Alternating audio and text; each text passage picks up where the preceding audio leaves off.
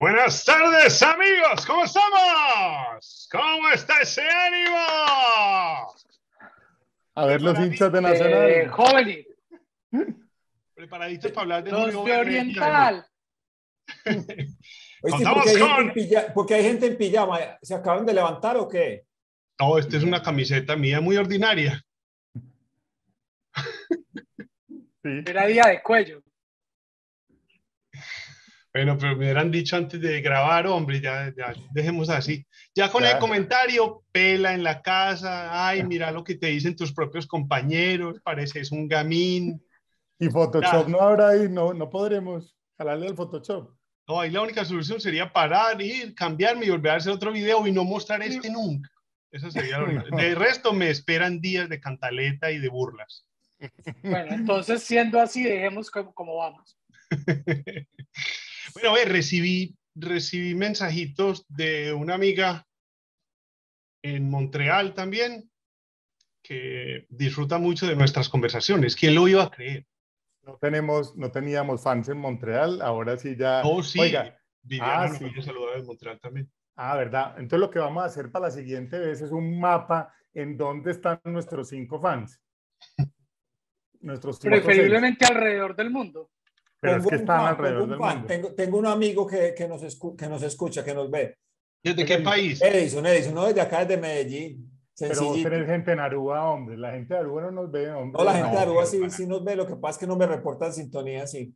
Pero Sí, mira. Es que les da pena. Sí, ahí tenemos gentecita en Aruba, en ese país extraño, de bandera extraña. Sí, Marcela Rojas en Medellín también, que se ha reportado por los videos. Hablo de mi frondosa cabellera en aquella época. Total, y Claudia Posada también ha reportado sintonía, Beni, continuamente. Sí, también en Medellín. O sea que mira, que sí hay gente de Medellín que no ve. Pues son 3 o 4, pero... Los 4 que acabamos de mencionar. Claudia casada con chileno, entonces la podemos determinar como, y tiene nacionalidad chilena, entonces podemos decir que está en Chile. Y los hijos hablan más chilenos que el chucho. Entonces, listo, reportada también. Bueno, ¿y vamos a hablar de alguna cosa hoy o vamos a seguir pues al saludar? Tenemos La Vuelta al Mundo en 80 días, que yo digo que es el libro por el que uno debería empezar a leer. O sea, si a uno le pregunta a una mamá, ay, ¿qué libro me recomienda para mi muchacho, como para inculcarlo a la lectura? Yo creo que La Vuelta al Mundo en 80 días es ese libro, porque es un libro que yo cae tengo historia con eso. Fue mi primer libro de muchacho grande, cuando tenía 8 años, que me regalaron 3 obras de Julio Verne con Viaje al centro de la Tierra y 20.000 leguas de viaje submarino. No, o sea, es un tipo, o sea, que escribe demasiado bacano. O sea, yo creo que la gente se divierte mucho y se iba a divertir demasiado en esa época, y más que ponía a volar la imaginación de todos. ¿Es del Spielberg de esa época o no? ¿Cómo? Pero se le ha criticado bastante porque es una literatura muy simplecita, pues como muy juvenil. A mí me encanta, me parece demasiado encantador. Pues, o sea, de verdad que yo me divertí volviéndolo a leer. Me parece muy chévere. Pues, o sea, definitivamente, o sea, puede ser sencilla, pero lo narra muy bacano. Es un buen es un buen contador de cuentos, y además un gran divulgador para su momento. Y además un pronosticador de lo que iba a pasar en el futuro, ¿no? También. Un profeta. Sí, pero no es que fuera ni profeta ni eso, sino que el man realmente estaba muy bien dateado. Sí, muy bien informado. O sea, el man se pegaba de todas las revistas científicas que habían y estaba muy bien relacionado. Algunos decían que muchas de sus cosas venían o sea, tenía como su parte de logia, o sea, de grupos de masónicos, y que tenía acceso a información muy interesante desde ahí. Pues, o sea, él tiene, sí, son demasiadas las cosas que aparecen en sus libros y que más adelante se desarrollan, pero posiblemente ya habían estudios y ya habían pues, porque su descripción de Hong Kong es muy interesante, muy detallada, y el camino a través de Estados Unidos. Hey, tengo una primera pregunta. ¿Vamos a hacer spoiler o no? ¿O vamos a hablar un ratico sin spoiler y ya después spoileríamos? No, porque es que el final tiene un giro muy sabroso. Sí, pero yo les quería decir una cosa que coincide con todo lo que hemos hecho hasta ahora de libros y de películas, y yo lo había dicho en otro comentario anterior, y es que como que a nosotros cuatro nos gustan los libros y las películas que hablan de viajes y como de quest, como de esos grandes recorridos, y esta y todos los de Julio Verne son como eso, son grandes viajes alrededor, en este caso, del mundo, pero hemos hablado de Star Wars de todos los mundos anteriores, y habíamos hablado del Principito y los recorridos de todos los mundos, y se Volver al convierte como futuro. y Volver al Futuro también, exacto, se nos vuelve como un hilo conductor en todo lo que nos gusta a nosotros, por lo menos a nosotros cuatro.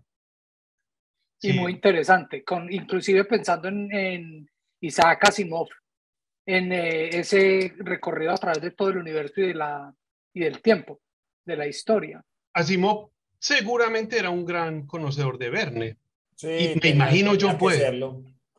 Claro, no, es que en todo caso se dice que los grandes de la ficción se supone que son George Wells y Julio Verne. O sea, son los dos más grandes de eso. Jaime, allá en San Diego, danos el dato de qué año es este libro, por favor. Conectarnos con la 1873. 72. Que es una fecha muy importante para algunos de los de este grupo. Para algún cincuentón. Para cuasi cincuentones.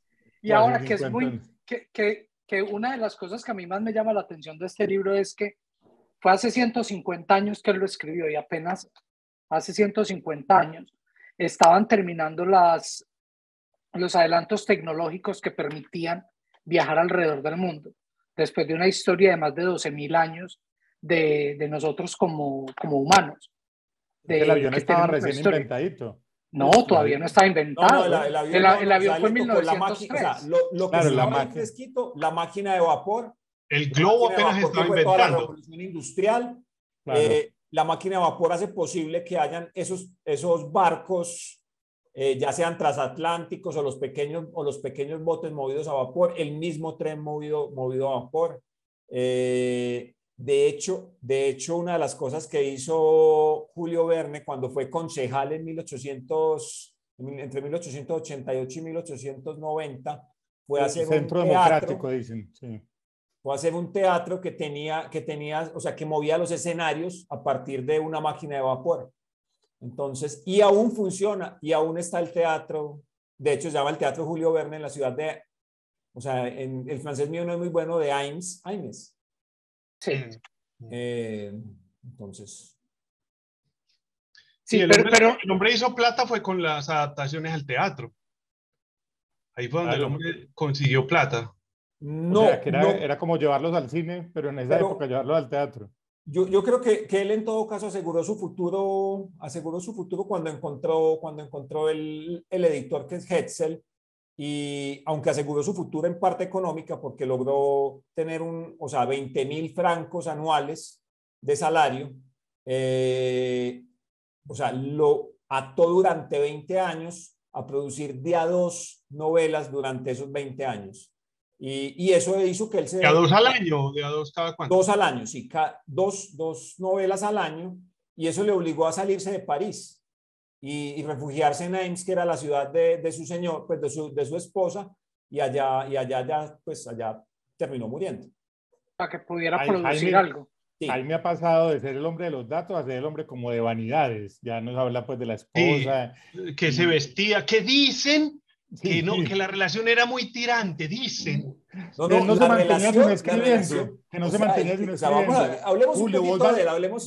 Pero venga, no. Esa carajada tuya de escribir. Pero a ustedes no se les da ahí como un paralelo con Shakespeare. El cuento de que eran las obras de teatro las que le estaban dando el dinero, y era esa obra, era por ese lado que él se mantenía. Pero yo les hago una pregunta. En esa época el submarino sí no estaba inventado, no había. No, el submarino sí estaba inventado. Lo que no podía hacer el submarino es lo que hacen 20.000 leguas de viaje submarino, que es bajar tanto. Pero el submarino ya estaba funcionando. A vapor. Venga, un submarino que bajaba 4 o 5 metros con él. Alguna cosa bajaba. Él nace en 1828 y muere en 1905. A él le toca toda esa época de la Revolución Industrial. Nace en Nantes Nantes es un puerto. El papá era abogado y tenía una, pues tenía su de abogados, su bufete de abogados. La mamá venía de una familia de militares, tuvo 5 hermanos, pues son 5 hermanos, y con el que mayor relación tuvo fue con Paul, y con él, junto a Paul, desarrolló su amor por el mar, pues por navegar. Siempre que hay familias grandes y uno muy bueno, los otros 4 son muy malos, definitivamente. No, de ahí pues no hablan de los otros, pero de Paul dicen que fue el sueño de Julio Verne, que era ser marino. El otro fue capitán, y cumplió el sueño de Julio Verne. Una de las historias interesantes que dicen es que Julio Verne cogió el amor por la navegación y por la geografía, que es lo que inspira todos sus cuentos. A partir de su profesora de la profesora del colegio, que a partir de la geografía les contaba las historias de su esposo, que era un navegante, el cual ella nunca volvió a ver. O sea, no sabemos si falleció, si se hundió su barco, si se quedó en otro mejor puerto, pero finalmente las historias de Julio Verne empezaron a nacer a partir de ahí. O sea, su amor por todo, pues su afición por eso, nace de ahí y de ver todo lo que pasaba en el muelle y lo que pasaba alrededor, pues, de su casa. Ya como parte de historia, él termina su bachillerato allá en... no, hay una historia muy interesante. A los 11 años se iba a fugar de la casa, y se iba a ir para la India montado en un barco haciendo de grumete, y su papá lo pilló y le dio la mayor tunda del mundo. Y le hizo prometer y todavía no se puede sentar. Que nunca más se iba a meter en una de esas. Las ganas, a partir de ahí ya el hombre dejó los barcos solamente para sus historias. Más adelante el papá le pidió que siguiera como sus caminos en la parte de derecho, estudia derecho y renuncia ya más adelante, que tiene una banda de amigos bastante interesantes donde estaban Víctor Hugo, Balzac, un fotógrafo que era Daner. Daguerre. No, de los daguerrotitos. Usted se imagina esas rumbas entre estos manes, las tomadas de guarda de estos manes sentados. No, era la pesada de ese momento. Hay una historia muy interesante. Pero seguramente Jaime, sí, de verdad, lo que decía Benny ahora, que este man sí era el que escribía más suavecito en esa época, porque es que uno al lado de esos otros monstruos, la escritura de este man sí es una escritura muy ligera, y por eso es que la imagino las conversaciones de Víctor Hugo con Balzac cuando se iba del baile. Sí, ahí siquiera se fue. Debían acabarlo. Hay una anécdota muy bonita que la escuché, y es que, este man estaba, él vivía ya hacía algunos años en París, vivía en una guardilla, aguantaba mucha hambre, entonces iba algún día para alguno de sus sitios donde iba a conversar con sus amigos, y va subiendo va bajando las escaleras, y se encuentra una persona alta, morena, que se lo lleva por delante. Y entonces él como molesto, y porque tenía tanta hambre, le dice al man como pues, ¿usted ha comido muy bien hoy o qué? Pues... Y entonces el man sí, comí muy bien. Me comí una tortilla nantesina, y estaba muy buena. Y entonces este man le dice, pero una tortilla nantesina, si aquí en París no saben hacer tortillas nantesinas, y te lo digo yo que soy de Nantes. Entonces el tipo le dice, ¿y usted sabe hacer tortillas? Y el tipo le dice, no, yo solo sé comer. Pues le dice nuestro amigo, no, yo solo sé comérmelas. Entonces, es usted muy insolente, le exijo una satisfacción. Entonces lo estaba casi que retando a un duelo. Y el man llega y le entrega la... ¡Qué susto! Yo me imaginé ese negro y una satisfacción, y tenía otra imagen en la cabeza. Y le entrega la tarjeta, lo espero en mi casa en la noche. Lo voy a satisfacer de arriba a abajo. Déjese. Llega y le saca la tarjeta y le entrega la tarjeta, y en la tarjeta dice Alejandro Dumas. Ya me la olí desde el principio. Entonces, él se va con mucho susto para la casa de Alejandro Dumas. ¿Y este Dumas era muy negro o qué? Sí. Alejandro Dumas era antillano. La mamá era antillana. entra a la casa, lo hacen entrar a la casa y lo ponen a hacer la tortilla. Y allá conoce a Alejandro Dumas hijo y se hace gran amigo de Alejandro Dumas hijo, y la familia lo coge en tutoría y lo ayuda mucho ya en su parte pues de literatura. Son como sus mecenas, pues le ayudan un poco y le presentan al que más adelante va a ser su editor, que es Hetzel. Muy tremenda. Esa anécdota es como de selecciones o de vanidades, sí. Muy sí, no, Jaime ya de ahora en adelante es la negra candela del grupo. Total. La negra Dumas del grupo. Sí, total. Oiga, hablemos pues del libro, que llevamos 2 horas y media y no hemos dicho nada del libro, hombre. Bueno, el libro consiste en que tenemos a un personaje que se llama Phileas Fogg, que es un inglés cuadriculado al extremo, que se puede cuadrar los relojes con la hora a la que él sale o toma el té y en fin.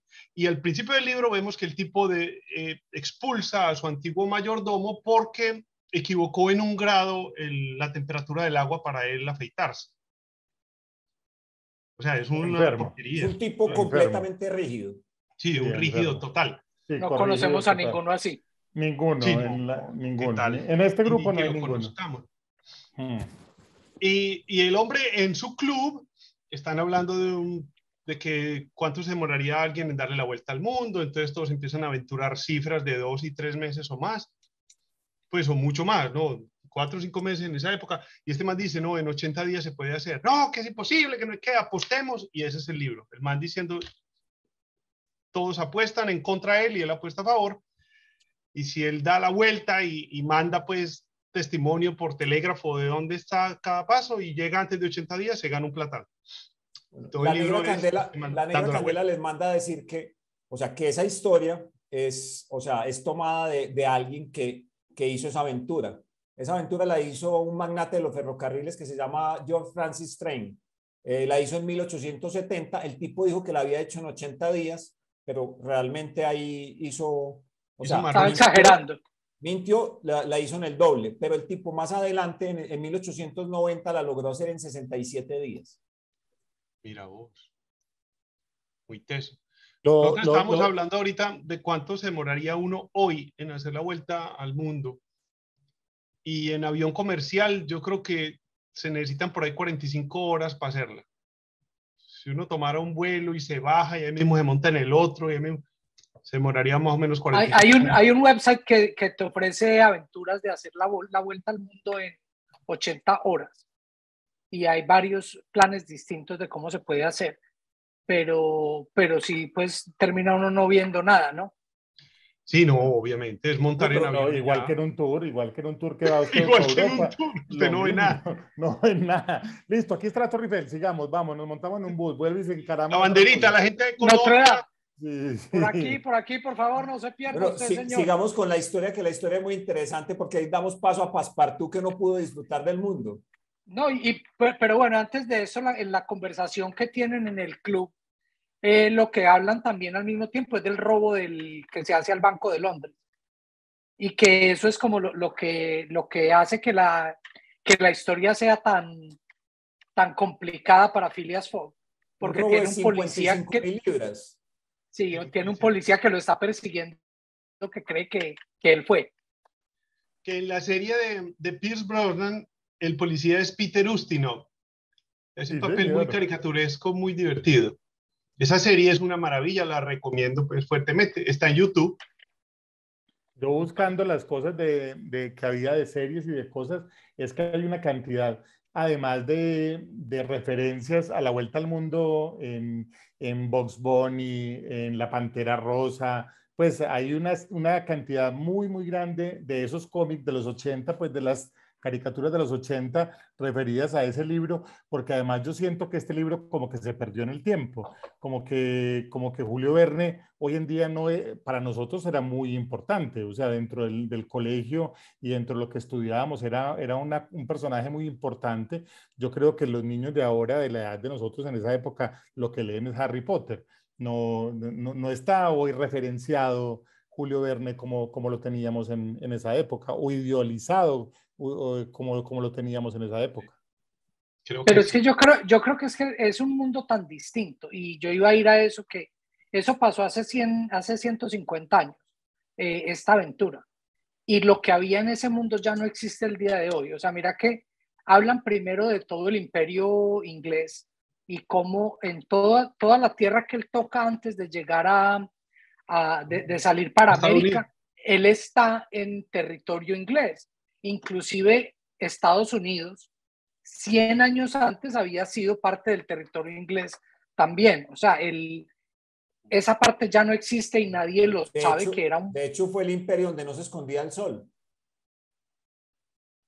Definitivamente. Pero bueno, aquí ahora, y viendo lo que hay en el fondo de tu pantalla, Mauri, que era lo que hablaba yo del fenómeno de Mandela, que en este libro en ninguna parte hablan de un globo. Nunca. No hay globos en el libro. No. Y yo tenía la idea completamente que una parte del libro pasaba todo en un globo, y no es cierto. Pues en la serie este man se vuela de Francia, de París, en un globo. Pero sí, es que hay Julio Verne tiene un libro que es algo así como 5 semanas en globo, una cosa 5 semanas en globo. Ese es el primer libro que hace con Hetzel. Ese es el primer libro, ese es el libro por el que lo contratan y le dan los 20.000 francos, y a partir de ahí es que pero todas las portadas que uno conocía del libro todas tienen globo. Sí, pero no hay globo en el libro. No hay globo en el libro. Y allá iba yo, que yo me imagino que es parte porque es lo que muestran en las películas. Y creo que es más fácil hacer el viaje en globo para las producciones que en el elefante. Que esa es la parte que a mí más me gusta de todo el libro. O será cuando él rescata a la princesa. De la precuela, para hacer la precuela. Que es lo mismo de la frase de Sherlock Holmes de Elemental, mi querido Watson, que no sale en ningún libro. No pasa nunca. Así es. La montan es en el cine. Sigamos con la historia, que la historia es muy buena. Sí, bueno, este muchacho llega a París. ¿Y cómo sale de París en el libro? No, pero no has metido ni a Passepartout. Bueno, Passepartout es desde el principio. Este man, antes de la apuesta, cuando va a salir a hacer la apuesta, contrata como nuevo mayordomo a Passepartout.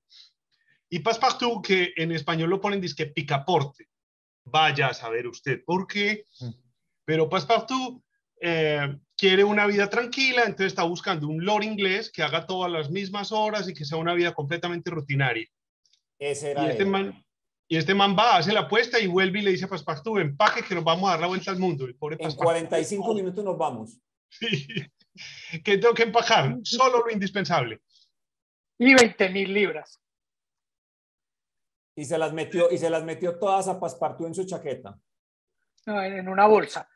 Y el cuento es que la apuesta son 20.000 libras y la fortuna de Phileas Fogg son 40.000, por lo que nos cuentan en el libro. Él pone los 20.000 de la apuesta y los 20.000 para hacer el viaje y se los gasta íntegros. Sí, que hacen un peso. O sea, como si hubiéramos sido nosotros los que salimos a pasear. Pero uno como si hiciéramos la apuesta entre nosotros 4, ¿cómo haríamos esa vuelta hoy en día? Pero para hacerla pues con escalas como se tendría que hacer. Que no se valga aviones, solo trenes y barcos. Exacto, en esa misma época. Uno tendría que hacer ¿qué? Saliendo de Colombia, ¿hacia dónde? ¿Hacia Estados Unidos? Para hacerla por allá por detrás, para hacerla por... Pero si usted va a salir en este momento o hace 150 años. No, en este momento. En este momento, pero sin aviones. Pero entonces yo creo que la más fácil es salir a Miami, Miami a Nueva York hacia Inglaterra, y hacer el mismo viaje que él hizo. O sea, hacer pues de pronto el Mediterráneo una parte, meterse por Suez, o buscarle camino hacia China, y de China hacia Los Ángeles o San Francisco, y el mismo recorrido. En este momento sí hay barcos comerciales para uno hacer eso. Le tocaría meterse a uno de... O cruceros. En barco, sí, pero crucero... O sea... Bueno, hay crucero vuelta al mundo. Hay crucero vuelta al mundo. ¿Sí? Pues yo no sé, o sea, yo no sé si lo conseguís. O sea, que te dé la vuelta completa. Sí, hay crucero vuelta al mundo, vale creo que $8.000 o algo así. ¿Y cómo lo hace? ¿Por debajo, por el Cabo de la Buena Esperanza? Atraviesa el canal de Panamá. Y se va por todos los lugares turísticos, o sea, por todo el Caribe, Mediterráneo, Canal de Suez, Islas Seychelles, Maldivas, Sri Lanka.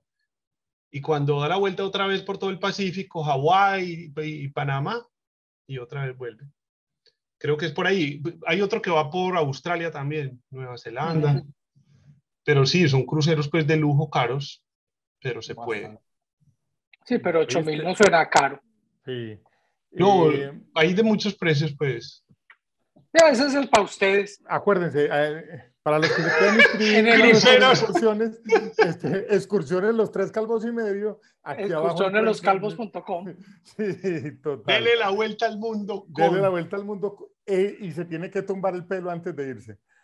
No, pero no nos íbamos a poner el pelo en Estambul. Por eso, pero lo tiene que tumbar para ponérselo allá. Para en Estambul y ahí. Esperemos a que se le caigan los 4 pelos que Mauro todavía le quedan por KSL y vamos los 4 de paseo a Estambul y nos lo ponemos los 4. Nos ponemos, pero una melena a lo Bon Jovi. A lo Álvaro Rosero, sí. Sí, total. De aquella época. De los libros de Verne, ¿este es el que más les gusta de todos o no? No, es difícil. No, a mí 20.000 leguas de viaje submarino. No, a mí me parece que tiene un encanto fenomenal. No, pero es que a mí Nemo me encanta como personaje. Y sí, ese es muy bueno también. Sí, sí. Pero es que de la Tierra a la Luna. De la Tierra a la Luna también es bueno. Y el de, ¿cuál es el que van el viaje al centro de la Tierra? También es bacano. Sí, la también. película de Brandon Fraser. Sí, mala, mala, re mala. Brandon Fraser, esa no me la he visto. Y hacete un favor. Sí, no hacete un favor. Ah, no, sí me la vi, que encuentra dinosaurios por allá abajo sí, y todo. Hay un T-Rex, hay un T-Rex por allá abajo. Sí me la vi, sí. Ah, bueno, menos mal. Y esa que estaba viendo ahí Mauro por detrás, no me la quiero ver. Sí, no. No me late que sea nada buena. No. Es que Jackie Chan le puede bajar. Cambia todas las premisas. Sí, no, pues Passepartout asiático ya no me gustó. Total, y que ese sabe Jackie karate. Chan. Jackie Chan, total. ok. Jackie Chan hace Passepartout. Jackie Chan. Oíste, toquemos los puertos que toca este man en el libro. El man arranca entonces París y de París entonces arranca ¿para dónde? Él arranca de Londres y va a Francia. Creo que él no pasa por París, creo que pasan por afuera de París. Creo que no alcanzan a ver nada. Y de ahí ellos van a Turín. Pues aquí, según el mapa que yo bajé, van a Brindisi, en Italia, en el tacón de la bota. Y en Brindisi coge un barco por el Mediterráneo que atraviesa el canal del Suez, baja por ese estrecho que nadie sabe cómo se llama, que es a Salmandev, creo, y camino a la India. Pero ahí le pasan 1000 peripecias, pues ahí el policía está detrás y lo hace coger. En el canal del Suez es que está el policía porque ese es el territorio inglés. Sí. Y llega a Bombay. Y ya le toca esperar hasta que todavía es territorio inglés. Bombay también, India. claro. De ahí va Hong Kong, que todavía es... Pero toda la atravesada de la India es una belleza porque es ahí donde rescata a esta pelada que la van a matar porque la tienen que enterrar con el esposo. Pero la van a matar es porque los familiares del esposo quieren cogerse la herencia. O sea, ellos no es realmente porque sea una tradición, que de hecho el gobierno inglés en ese momento lo tiene muy controlado, pero que lo quieren hacer es para poderse agarrar la herencia. Yo en mi adolescencia, cada que veía el culto Tugi en alguna película, ya la película me gustaba. Si había gente primitiva haciendo alabanzas a Kali Ma, yo ya era muy feliz. O sea, como el templo perdido. Cuando te sacan el corazón. Sí. Oiga, un paréntesis. Sacaron serie de Centella en Disney que vi esta semana. Yo no he visto nada. Yo no sé si es Centella o alguien muy parecido, pero sí, yo vi también la imagen. Cierto que sí, yo estuve buscando y no encontré. Pero no sé qué. Sí, pero es de Marvel, ¿no es? Pero sí, pero me pareció pues Centella puro. Pues sí, con la luna aquí. Es alguien disfrazado de Centella completamente. Sí, pues cierro paréntesis. ¿Qué ibas a decir, Jaime? Adelante. No, lo que iba a decir es que la India, o sea, a pesar de ser, se supone que era colonia toda inglesa, la India, los rajás eran los que realmente, o sea, había unas ciudades que controlaban los ingleses, de resto la manejaban los rajás, y por eso se podía hacer lo que pasó en ese punto, que iban a matar a la muchacha, que la iban a cremar que la iban a cremar con su esposo, Con el muñeco. porque los rajás realmente eran los que tenían el poder y pues, los familiares iban a hacer lo que quisieran para poder coger esa herencia, obviamente. Es que en ese momento el mundo todavía era un mundo de reinos, ¿no? Pues, o sea, estamos hablando de Inglaterra metido allá en África, en todos lados, Hong Kong, pues que hasta hace poquito, pues, Hong Kong hasta hace cuánto fue inglés. Hasta el hace nada, ¿no? 98. No, es que hasta el 99. Sí, En el 99 fue cuando lo entregaron. En el 99 se le entrega a China, entre comillas, dejándola, se supone que siendo autónoma. Siendo autónoma. Y es ahí Pero cuando se vienen todos para Vancouver y por eso las propiedades en Vancouver están infladísimas. Y otros a Miami. Y por eso, pero es que inclusive hasta la Segunda Guerra Mundial, hasta la Primera Guerra Mundial todavía estaba el Imperio Otomano, Prusiano. todavía estaban los prusianos, todavía estaban las casas Hoffen. Habsburgo. Es que de hecho eso es lo que hace explotar esa vaina, pues, o sea, ya el colapso de esos imperios y la presión de todas pues, de los que hacían parte de esos imperios por volverse otra vez, por volverse república. No, pero sí fue el nacionalismo que fue lo que hizo explotar todo eso en contra de estos imperios. Pero mira que hasta hace 100 años, o sea, 1920. Hay un historiador mexicano que me gusta mucho, se llama Juan Miguel Zunzunegui, que él dice que la Primera Guerra era previsible, que porque las potencias europeas estaban repartiendo el mundo y llegado el punto donde ya no haya más para repartir, se iban a matar entre ellos para arrebatarse pedazos. El man dice, esa es la Primera Guerra Mundial.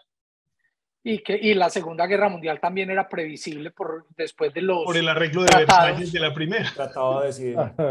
Sí, definitivamente. Total. Oíste, y entonces este libro es pura revolución industrial, purísima. Y que me imagino yo, por eso es que Julio Verne lo pone en Inglaterra y no en Francia. O sea, porque él siendo francés, pone este personaje que es totalmente inglés y el personaje francés es una caricatura de una persona. Pero él siempre pone que el personaje francés sea el divertido, que uno se enamore del francés. Y finalmente, pues es como el héroe, el que hace las cosas más heroicas en el libro. Pues es que a la verdad la personalidad de Phineas Fogg es bastante pobre. Phineas. Sí, claro, no, pero hay un giro final muy bacano. Sí. O sea, el man al final... Spoiler, suelte, que el que no lo ha leído no merece. Que se joda, no, que le ponga pausa a esto, vaya y se lo lea y vuelva. No le pongan pausa, terminen de ver el video, pero pues ahí quedan. No, pero suscríbanse, que se suscriban, muy importante que se suscriban. Sí. No, pero si uno no se ha leído el libro, yo sugiero ponerle pausa a este video ya e ir y leerse. Pues si no se sabe parar de lavar los platos. Sí. Tenemos mucha gente que lava los platos con nuestro podcast. Adelante, pues, spoilerelos. Entonces, el chisme final es que este man en el paso por la India, que lo hace pues por tierra, ve que van a quemar a una vieja viva para enterrarlo con el finado. Pero espere. Antes de llegar a eso, el cuento, toda la apuesta se hace porque ellos reciben la noticia de que hay un tramo de 50 kilómetros que se termina y que eso completa el circuito.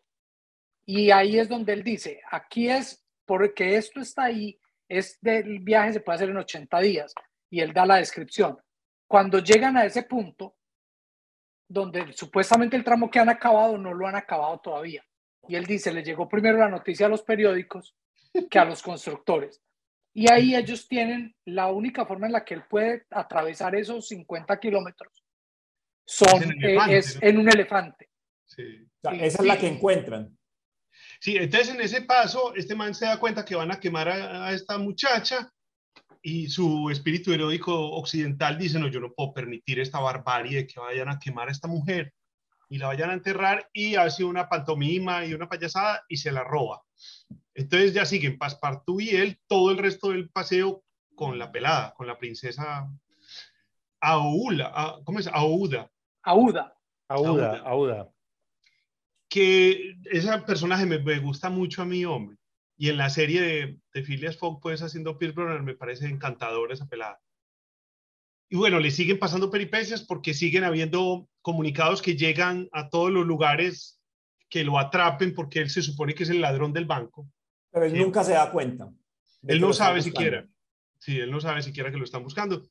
Pero siempre hay un pere que para salir del lugar o no, o para encontrar hotel o lo que sea, porque toda la policía de los lugares está detrás y porque este policía que viene viajando detrás también lo tiene a tiro de cañón varias veces. De hecho, el policía le hace perder uno de los transportes, que es un barco que va a cruzar a Japón. El que va de Hong Kong a Yokohama. De Hong Kong a Yokohama, sí. Y una vez en Yokohama ya sale derecho para San Francisco. Que es buenísimo porque el San Francisco de ese momento es el lejano oeste.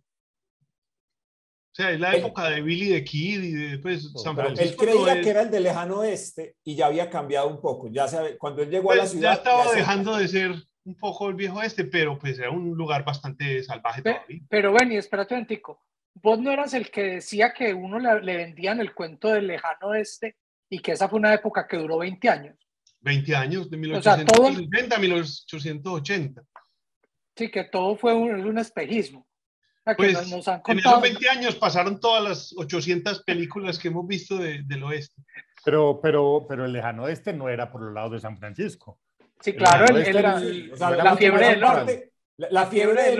La fiebre del oro fuerte es allá en San Francisco, pues es en ese punto. O sea, todo lo que uno ve son pueblitos antes de llegar a San Francisco. Tanto que, por ejemplo, Danza con Lobos pasa un poco después, pero es más al norte. Porque ya eso es tirando ya como para Seattle, pues como para Oregon. ¿Y eso es territorio Sioux o de qué indios es? Era territorio son naciones distintas. Yo porque tenía en la cabeza que toda esa historia del lejano oeste era mucho más en el centro de Estados Unidos, pues que... Pero no, sí, o sea, es el camino hacia allá. Lo que pasa es que el cuento es que entre la costa este de Estados Unidos y ese lado no hay nada. O sea, no hay carreteras, no hay nada. Entonces todo lo que vos ves es el cuento de tratar de llegar allá. Y es un camino muy difícil. O sea, tenés desiertos, tenés montaña, tenés todo. Ruta 66.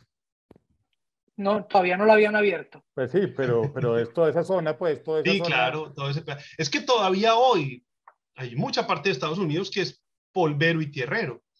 O montañas y árboles y no puede hacer nada.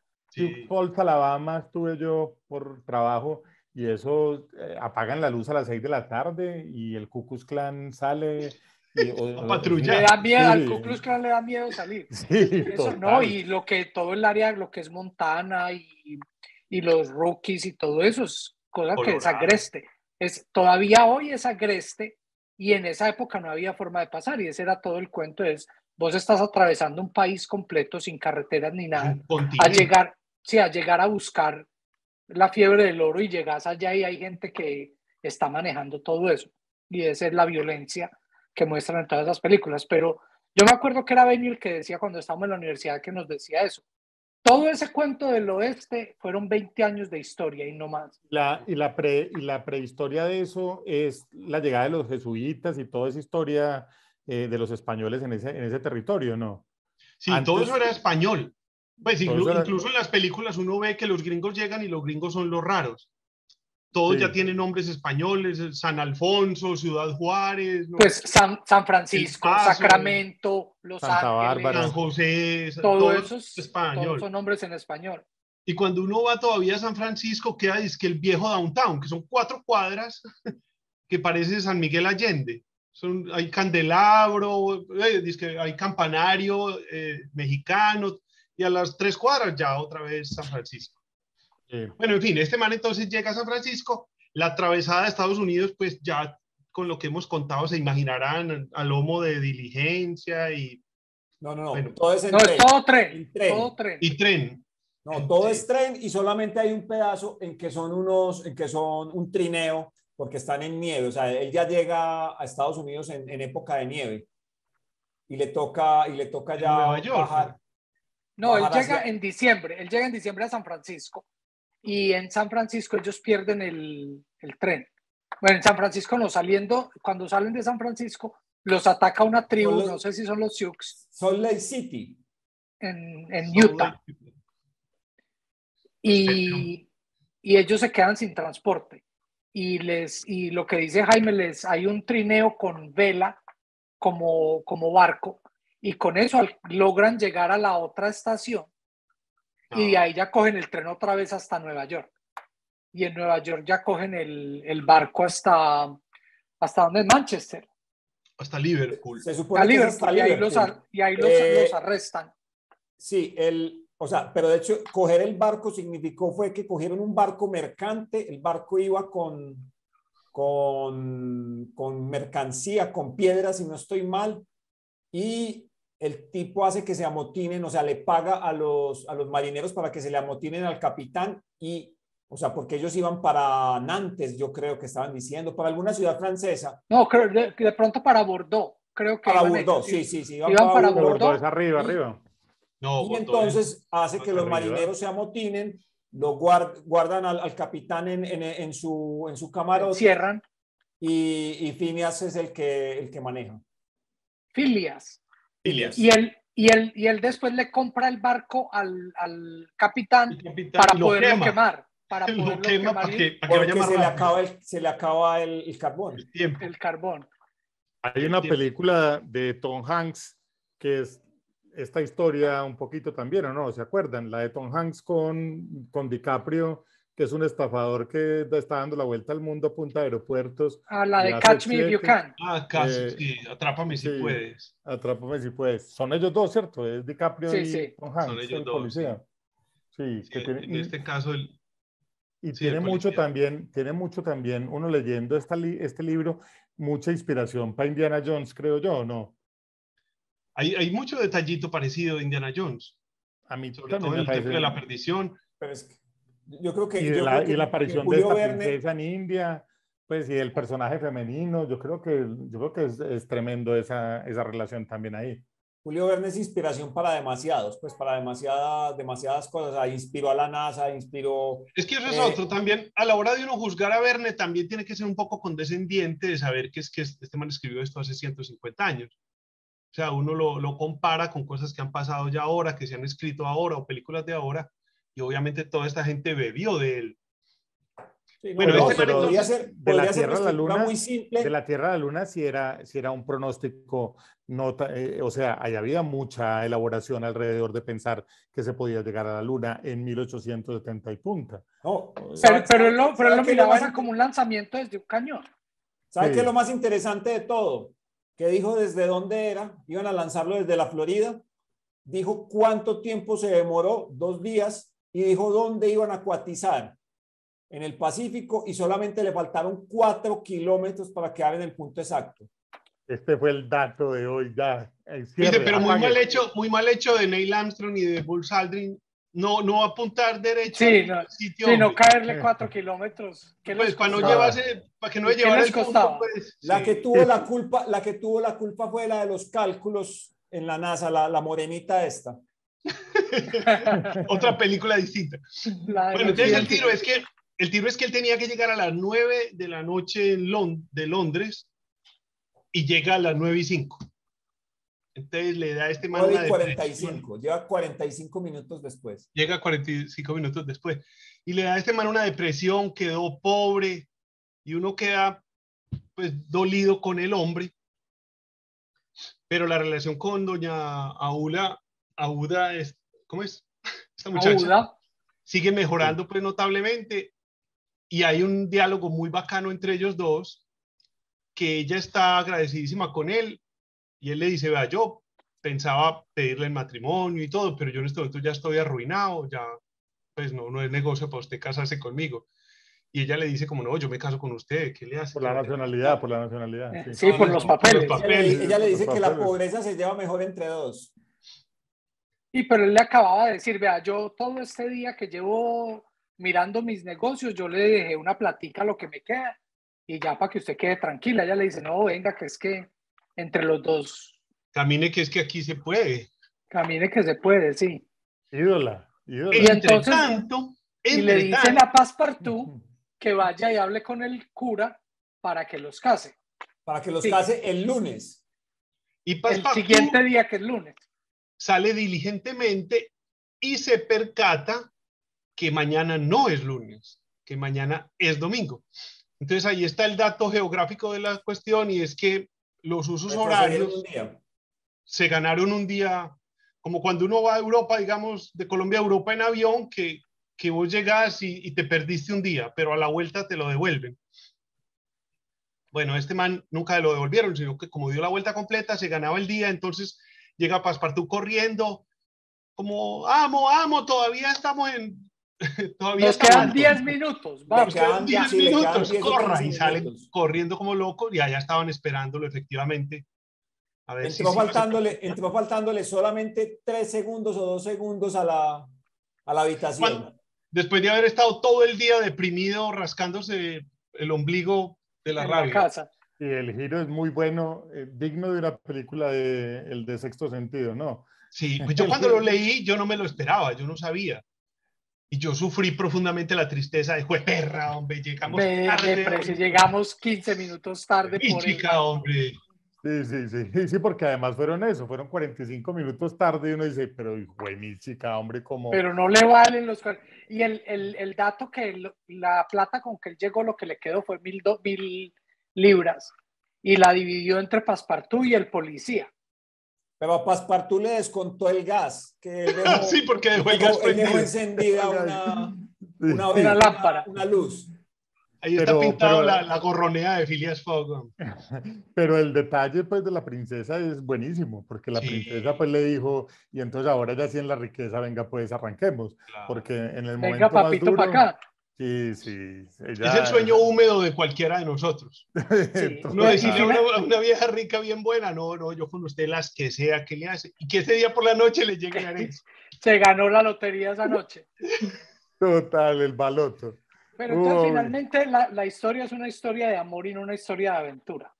Sí, enmarcado en una fabulosa historia geográfica. Sí, total, pero es una aventura pura, es una aventura pura. Aventura. Que de hecho, el amor solamente tiene ese espacio. Sí, pero fundamental. La aventura verdadera es la que lo cambia a uno por dentro. Porque hay muchos libros de viajes y de guías y de todo, y vos podés... Y pues uno ve tanta gente que pone fotos en Instagram, que viajan y que hacen de todo, vaya uno a saber qué tan transformador fue el viaje o no. Yo tengo amigos que han ido a lugares maravillosos y yo digo, ay, qué bueno ir, ve, y fuiste y estuviste en tal museo, en tal lugar. Ah, no, yo no. Pero esos son los que viajan a tomarse fotos. Sí, entonces uno como que dice, este man perdió la ida. Pues, o sea, cada cual viaja al gusto de cada uno, pero que yo hubiera ido y me pierdo esto, hubiera sentido que perdí la ida. Sí, es como los que viajan a la China a comer en McDonald's y en Burger King. Sí, exacto. Y en Starbucks. Sí, total. O en la Fonda Antioqueña, en Miami. En San Andrés. O en Mondongos, sí. Ir a Miami a comer en Mondongos también aplica la misma. O en Queens. Sí, mi papá y mamá íbamos a la Fonda Antioqueña en San Andrés. Cuando entraba mi papá con las medias altas blancas con chanclas. Buenas. Sí, un pescadito, ¿no? No. Aquí no faltaba frijoles y puro frijol. Oigan, muchachos, descubrimos pues hoy una cosa muy interesante con este libro, y son las habilidades de Jaime para contarnos pues los intríngulis de los libros más. Pero la parte superflua, la parte, el chismecito. La entretenida, la buena. La buena, el supiste lo de la mamá de Julio Verne. Y quedaron muchos datos. Y el hermano de la mamá de Julio Verne. Quedan muchos datos de Julio Verne. El viaje a la luna es tremendo. El dato del viaje a la luna es pues demoledor. Otra cosa. Lo saca uno en una reunión a la 1 de la mañana y se lleva a la mejor chica. Tómese otro. ¿Quieren que les diga más datos? ¿Quieren que les diga más datos? El último, Jaime, vamos con el último, pero tiene que ser pues contundente. Porque tiene un libro que se llama Adam, y en el libro lo que habla es sobre el cambio climático. Dice que Europa va a estar inundado y habla... ¿De musulmanes? No, inundado, o sea, porque los polos se deshielan. Entonces, habla ya de ese cambio climático en ese momento. Entonces, ¿este es Nostradamus o es Julio Verne? Pues, ¿cómo es la cosa? No sabemos ese dato dónde lo saca. El tipo estaba, como decía, muy bien dateado. Tenía la máquina del tiempo de H.G. Wells, iba y miraba y volvía. Y la asesoría de Nostradamus. Pero seguramente el tema de verdad masónico no lo descartemos muy bien por ahí porque hay mucha historia alrededor de que los masones en esa época tenían información privilegiada de muchos temas. Y en yo te había entendido amazónico. No, masónico. De hecho, se supone que la logia en que él estaba se llamaba como la logia precisamente como el apellido de Fogg, o sea, el apellido Fogg, o sea, era la logia de la niebla. Y Yo de ahí pertenecía a un grupo de masones. se debe el apellido de Phineas. Phileas Fogg. Sí, yo pertenecía a un grupo de masones y el número 1 del grupo en el que yo estaba, sabíamos que tenía información privilegiada sobre el gobierno chileno en ese momento. Creo que vos no puedes decir nada porque te van a matar. Te echaron por robo continuado. Sí, de información. Tal cual. Tengo una frase que describe lo que decía Julio, o sea, como lo dijo Julio Verne. Julito. De sus palabras. El secreto está en que me he apasionado siempre en el estudio de la geografía. Creo que mi interés por los mapas y por los grandes exploradores del mundo me indujo a escribir mis novelas. Ya, pues, y con esa terminamos. Con esa cerramos. Con esa cerramos y yo creo que tiene que haber alguna relación entre ese personaje y el geógrafo del Principito. Ahí les voy a dejar esa para que la ponga en redes en esta semanita. Porque el geógrafo del Principito es el que lo manda a la Tierra en el último viaje que hace el Principito y es el geógrafo el que le recomienda la Tierra. Ahí les dejo ese pequeño datico. De trompo. Bueno, queridos amigos, esto ha sido todo por el día de hoy. Nos veremos entonces. Un abrazo. Felicidades. Chao, chao. Chao.